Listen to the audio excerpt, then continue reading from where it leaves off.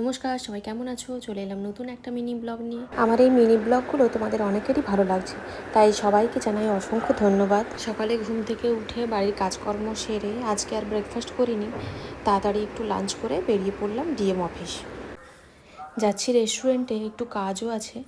রেস্টুরেন্টটা নিমতৌড়ির ডিএম বিল্ডিংয়ের ভেতরে। তো তোমাদের সঙ্গে গল্প করতে করতে চলে এলাম ডিএম অফিস। তো আগের দিন রাত্রে ঝড় বৃষ্টি হয়, ভাবলাম ফ্লেক্সটা হয়তো ছিঁড়ে গেছে, দেখলাম না, ঠিক আছে। রেস্টুরেন্টের লোকেশানটা ডিএম অফিসের একদম ফার্স্ট গেট থেকে এন্ট্রি নিয়ে লেফট টার্ন নিলেই গ্রাউন্ড ফ্লোরে রেস্টুরেন্টটা।